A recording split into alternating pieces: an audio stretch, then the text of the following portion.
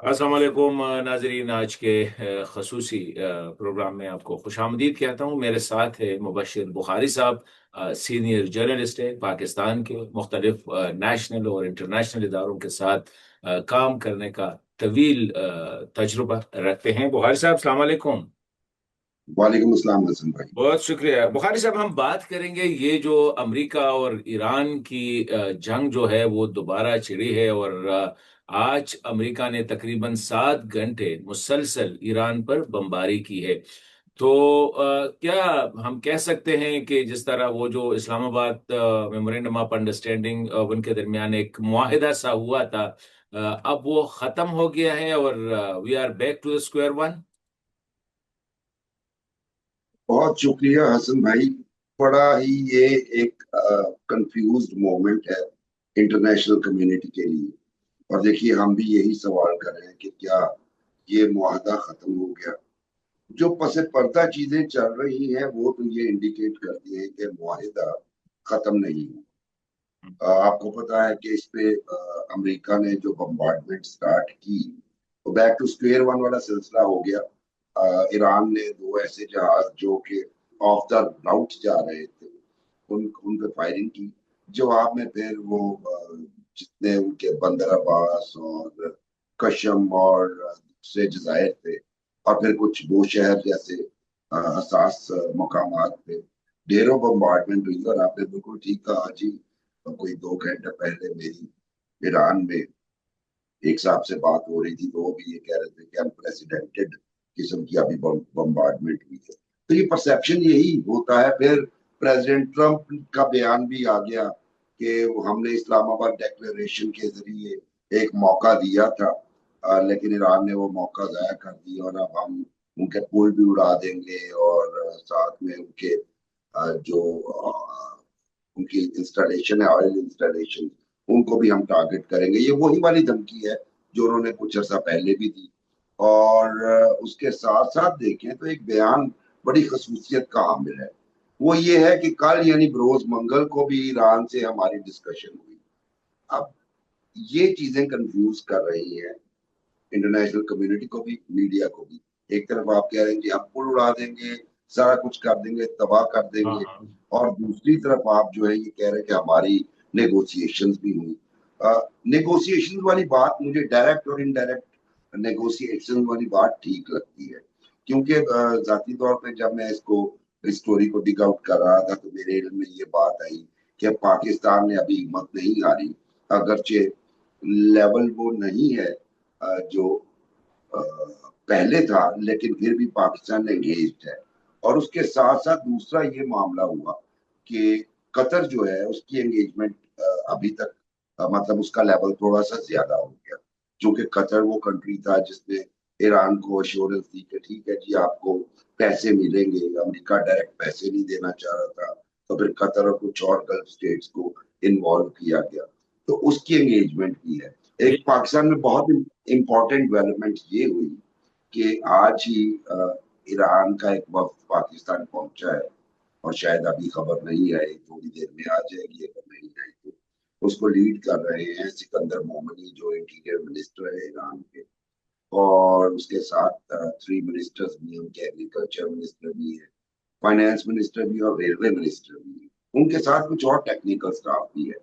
अब वो बाहर तो पाकिस्तान ने इनवाइट किया था मोहसिन नकवी साहब ने उन्हें। उनका दौरा थोड़ा सा लेट भी हुआ। लेकिन जाहिर बात है वो Pakistan Iran border situation discuss करेंगे, पाकिस्तान ईरान ट्रेड डिस्कस करेंगे। लेकिन एट द सेम टाइम कहीं ना कहीं ये भी डिस्कस करेंगे कि अब इस्लामाबाद डेक्लेरेशन में आगे कैसे जाना है। कैसे ये जो अभी जंग जारी है, अमेरिका ईरान पे हमले कर रहा है, ईरान जो है अमेरिकी इंटरेस्ट जो कि कुवैत में खसूसी तौर मेरे ख्याल पे में लगभग। बुखारी साहब, वो एक खबर ये भी आई थी मेरे ख्याल में अमेरिका की तरफ से कि सीज फायर खत्म हुआ है, नेगोशिएशन जारी रहेंगे। So this is very paradoxical. जंग जारी रहेगी। पैराडॉक्सिकल। हाँ हाँ हाँ। देखिए सीज फायर का मतलब तो ये था कि आपने जो टारगेट अचीव करना था 60 डे में हम्म। आपने कंक्लूजन ड्रॉ करना था कि कहाँ पे हमने खड़े होना है जाके। वो कैसे होगा इस एग्रेसिव माहौल में। तो मतलब ये भी जो आइडियोलॉजी है मुझे समझ नहीं है ये डिक्शन कि सीज फायर खत्म हुआ है हम एक दूसरे पे बॉम्ब फेंकेंगे, लेकिन वो जो नेगोशिएशन है जारी है जिसका नतीजा हमें 60 दिनों में देना है। तो 60 दिनों में क्या नतीजा देंगे वो, ये किसने कितने बॉम्ब मारे। सो सिचुएशन बड़ी फ्लूइड है और ये किसी लेकिन तरफ नहीं जा इसमें सकती। बुखारी साहब अगर हम देखें, जब पहली मतलब है कि जून, ये मेरे ख्याल में 10 या 11 जून को जो ये होना था, ये हुआ था, तो बल्कि 22 जून को मेरे ख्याल में जो स्विट्जरलैंड में हुआ था वो, उसके उससे पहले जो लड़ाई थी ईरान के साथ, इंटरनेशनल सिंपथीज थी, ईरान वाज ए विक्टिम। अब अगर हम देख रहे हैं ईरान को एज एन एग्रेसर जो है, अब वो सामने आया है, नंबर वन। दूसरा ये है कि ईरान को बजाय इसके कि वो खुद इस तरह एक्ट कर लेते, वो जो डी कन्फ्लेक्शन एक कमेटी बनाई गई थी बड़ी हाई लेवल की, जिसमें यूएस के वाइस प्रेसिडेंट थे, पाकिस्तान के प्राइम मिनिस्टर थे, कतर के प्राइम मिनिस्टर थे, ईरान के जो थे ये कालीबाफ साहब, और जो अराक्ची साहब है ये थे। तो व्हाई नॉट ईरान ने बजाय इसके, जब एक इंस्ट्रूमेंट था, तो क्यों ये एक्ट किया और पहल की, और जहाजों पे जिस तरह हमें पता है कि जो कमर्शियल शिप्स थे उस पे फायरिंग की, why not it opt for deconfliction committee? ये बिल्कुल आप ठीक कह रहे हैं, जो सिंपथी थी वो कम होना शुरू हुई है क्योंकि लोग अब समझ रहे हैं कि ईरान जो है वो खामखा जिसे आप कहते हैं सींग फंसा रहा है। लेकिन ईरान के अंदर के जो मारूजी हालात थे वो बहुत अजीबोगरीब है और ये मैं आपको बड़ा स्ट्रांगली बता सकता हूँ। और बिल्कुल ठीक है कि वहाँ की पॉलिटिकल लीडरशिप जो है वो चाहती है कि ये जो इस्लामाबाद डेक्लेरेशन था इस पे मनोअन अमल हो जाए, पीस कायम हो।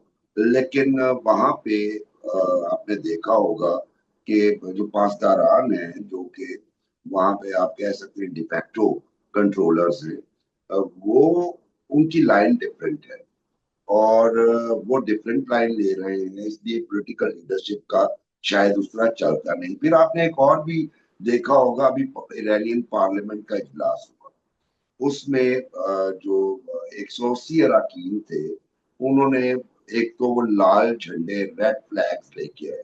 रेड फ्लैग्स का मतलब ये है कि ये सिंबल है इंतकाम का, रिटेलिएशन का। और दूसरा उन्होंने कहा कि जी ये जो शहादतें हुई हैं इनका खून जो है हम ऐसे रायका तो नहीं जाने देंगे। ईरानियन पॉलिटिकल लीडरशिप के लिए मुश्किल ये पेश आ रही है कि ईरान इसराइल के साथ कैसे बैठे, जबकि इसराइल उनके यानी सुप्रीम लीडर से लेके उनके सिक्योरिटी काउंसिल के सेक्रेटरी, फिर उसके बाद उनके द मोस्ट ब्रिलियंट जनरल, उसमें अमेरिका भी शामिल है, उनको असैसिनेट किया गया हो, फिर हमास की लीडरशिप का खात्मा किया गया हो। सो पॉलिटिकल लीडरशिप एक वीक पोजीशन में आ जाती है। आपने देखा रिपोर्ट्स आई, करोड़ों लोगों का जो है वो शमूलियत थी खामेनेई साहब के बैरियल में, और उनमें से बहुत सारे लोग जो है मैसेज कन्वे कर रहे थे रेड फ्लैग उठाकर कि हम, और रेड फ्लैग उठाने का मतलब ये था कि जो आप पीस डील कर रहे हैं और आप किलर्स के साथ पीस डील कर रहे हैं, हम इसे नहीं मानते, हम इंतकाम लेंगे। सो जो अंदर पॉलिटिकल डेडलॉक है वो ईरान के लिए मुसीबत है। देखिए उसकी सिंपल सी मिसाल ये कि आपने सवाल किया कि उस कमेटी में गालिबाफ भी थे, उसके बाद आप फॉरेन मिनिस्टर या मसूद पजिशकियान प्रेसिडेंट, ये सारे चाहते हैं कि जनाब अली ये पीस हो, ईरान थोड़ा सा खुशहाली की तरफ जाए, अपना ऑयल बेचे, अपनी रिकंस्ट्रक्शन करे, और उस रिकंस्ट्रक्शन करते हुए वो अपने आप को मिलिटरीली ज्यादा स्ट्रॉन्ग कर सकता है। यह पॉलिटिकल लीडरशिप का थॉट प्रोसेस।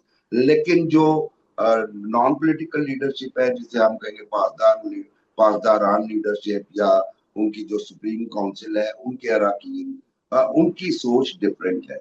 वो कहते हैं डू और डाई, हमें 44 ईयर्स हो गए ये पाबंदियों का सामना करते हुए, और उसके बाद हमने इतनी बड़ी अजीम लीडरशिप खो दी, और उसके बाद भी अगर हम भी मर जाए तो क्या फर्क पड़ेगा, हमें सुरेंडर नहीं करना चाहिए। सो दो आइडियोलॉजीज की वजह से ईरान कंफ्यूजन का शिकार भी हो रहा है। और लेकिन दूसरी बात ये बुखारी कि साहब, ये आपने जो लफ्ज यूज किया कि इंटरनल एक बयानिया ये है कि शायद ईरान सरेंडर कर चुका है, लेकिन ये जो मुआहिदा हुआ था उसमें अगर हम देखें, perceptions are stronger than reality जो कहते हैं, इसमें तो परसेप्शन यही था कि ईरान जंग जीत गया है बैटल पर भी, और नैरेटिव वार जो बयानिए की जंग है वहां भी, और मैक्सिमम ऑफ इट्स डिमांड्स जो थे ईरान के वो मेट हो चुके थे। और मेरे ख्याल में हरमोज के हवाले से भी कुछ अरेंजमेंट एक्सपेक्टेड थी, लेकिन ये 60 दिन का जो पीरियड था सिर्फ इसको पास होने देना था। बिल्कुल ऐसा ही है। लेकिन सबसे पहली बात यह कि ईरानियन जो सपोर्टर्स हैं, और वही यहाँ तक हुआ कि बहुत सारे मुखालिफिन भी खामेनाई की शहादत के बाद उनके हामी हो गए। ये तो लिखी पड़ी बात है, और वहां पे जब हमने वो लीक आउट भी किया तो इसी तरह की बात है। तो उसमें सबसे पहला एतराज ही है कि भाई आप क्यों कर रहे हैं? वो लोग जिन्होंने मारा तो उन्हें मजीद मारने दें, और आप में जितनी कैपेबिलिटी है आप वो करें। सो इसको लॉजिकली अंडरस्टैंड नहीं किया जा सकता, क्योंकि it is related to emotions. और इमोशंस जो ईरानियन नेशंस के हैं वो इस वक्त बहुत हाई है। यही वजह है कि एक नया ट्रेंड जो शुरू किया है उन्होंने अपने कॉन्ग्रीगेशंस में, रेड फ्लैग को होइस्ट करना, कि जी हम इंतकाम लेंगे। और देखें वो इंतकाम का जो है एक नतीजा हमें ये नजर आया कि सेनेटर लिंडसे ग्रैहम की डेथ हुई, तो उसकी पूरी इन्वेस्टिगेशन जारी है। वो हार्ट अटैक से मरे हैं, लेकिन उनकी ऑटोप्सी, उनके जो है वो टेस्ट हुए बाकायदा अब दूसरे कि पोस्टमार्टम क्या वजह बाकायदा हुई। किया, पोस्टमार्टम किया पोस्टमार्टम, जाता है उसकी। और प्रेसिडेंट ट्रंप ने भी कहा जी मैं भी खतरे में हूँ। तो ये वाली चीजें जो हैं वो कोई स्टेबिलिटी ईरान की जानिब से या ईरान में नहीं आने दे रही। लेकिन लेकिन बुखारी साहब। इस पे एक और सवाल भी हाँ पैदा हाँ। होता है ना, कि देखिए दो दो कमर्शियल जहाजों पे फायरिंग की गई, उसके जवाब में आपने हौलनाक किस्म की बॉम्बिंग की।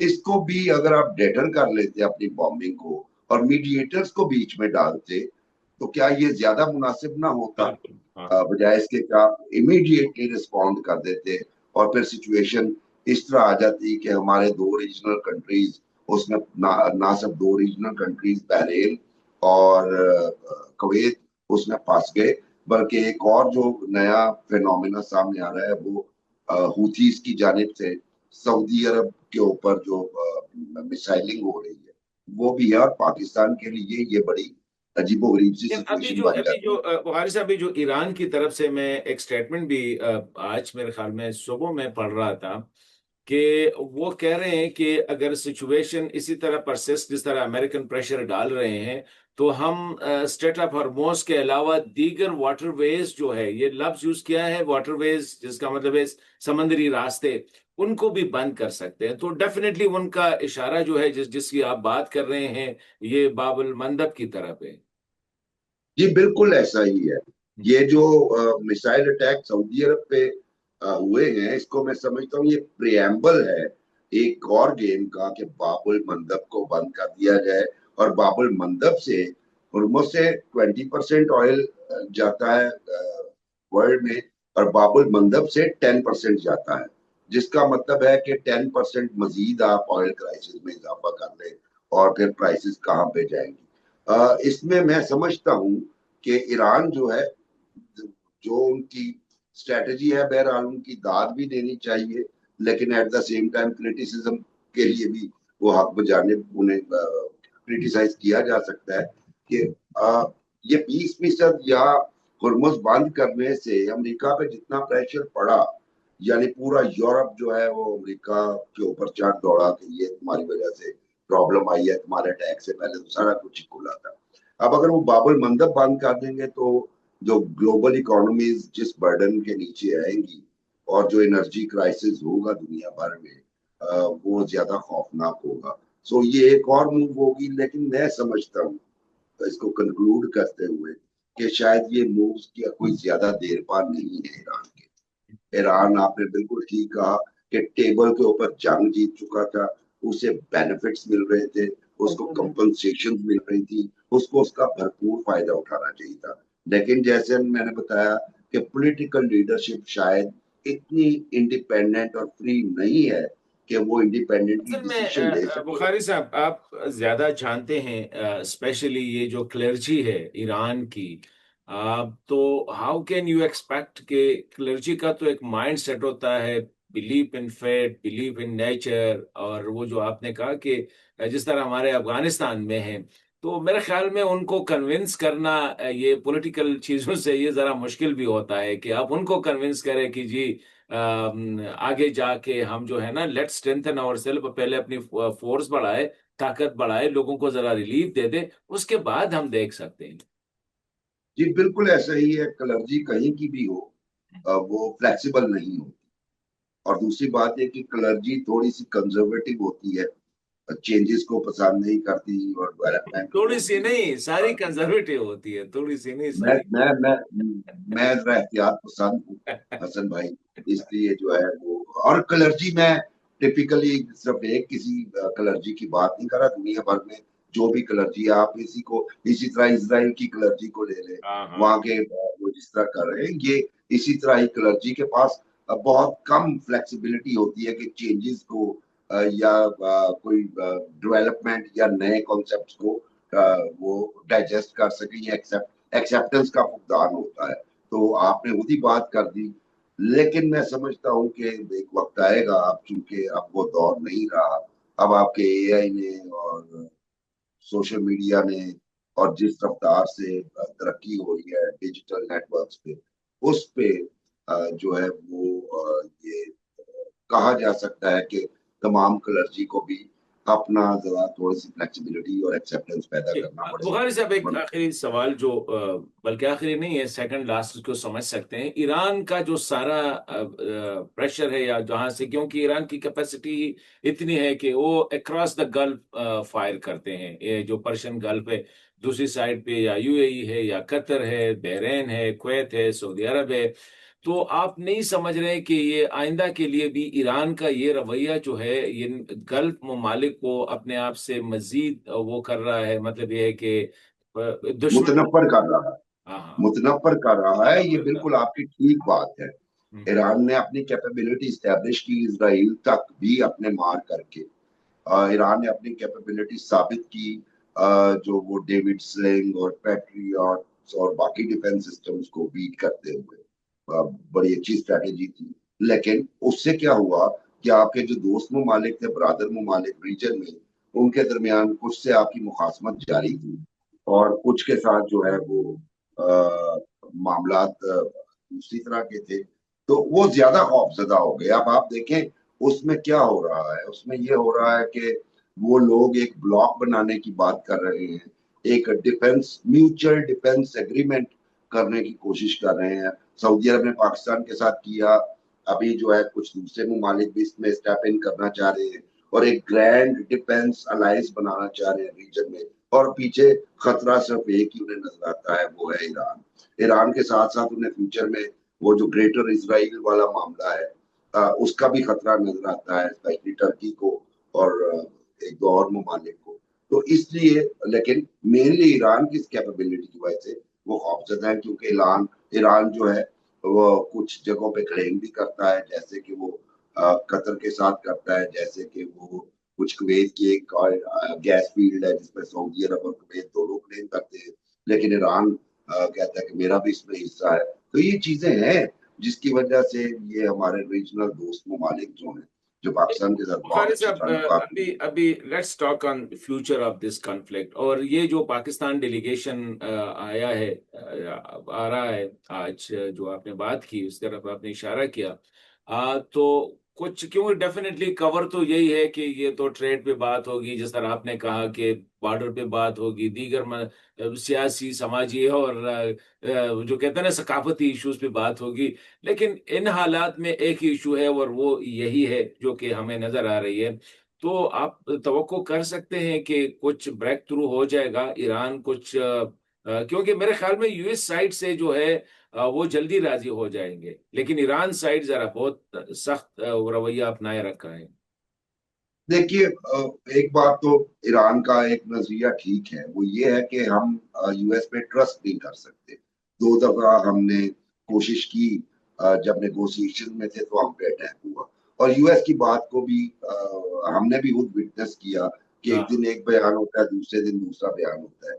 और फिर ईरान की अपनी कुछ जो है गलतियां हैं, मसलन ये, अगर वो मार्जिन दे देते तो कोई ट्रेंड सेट नहीं था होना, वार्निंग देते, मीडिएटर्स को इन्वॉल्व करते अगर कोई प्रॉब्लम थी, लाइक वाइज अमेरिका को अगर कोई प्रॉब्लम थी तो मीडिएटर्स को इन्वॉल्व करता डायरेक्ट रिस्पॉन्स की बजाय। तो मुझे ये जाती तौर पे लगता है, चूंकि कम्युनिटी, इंटरनेशनल कम्युनिटी के कंसर्न्स हैं, वो इन्वॉल्व हैं, ये 3-4 दिन में ये एपिसोड्स चलते जाएंगे और उसके बाद फिर दोबारा एक आपको ये भी बताऊं कि पाकिस्तान ने ऑफर किया हुआ था कि अगला नेक्स्ट राउंड ऑफ टॉक्स अगर होना है तो पाकिस्तान में करें, आप इस्लामाबाद को होस्ट करने के लिए तैयार था। तो उसका जो है वो दरमियान में ही रह गया वो सिनेरियो, वरना तो चीजें प्लान थी। तो मुझे लगता है कि अगले 2-3 दिन बाद जो है दोबारा एफर्ट स्टार्ट होगी और दोबारा हम इन लोगों को कहीं ना कहीं इकट्ठे होते देखेंगे। और साथ में ये जो चल रहा है, और मुझे लगता है कि कुछ 2-3 हफ्तों में छोटी मोटी एपिसोड इस तरह होती रहेंगी जब तक कि ये किसी फाइनल 60 दिन के बाद किसी फाइनल कंक्लूजन पे नहीं पहुंचते। बहुत शुक्रिया बुखारी साहब, थैंक यू वेरी मच।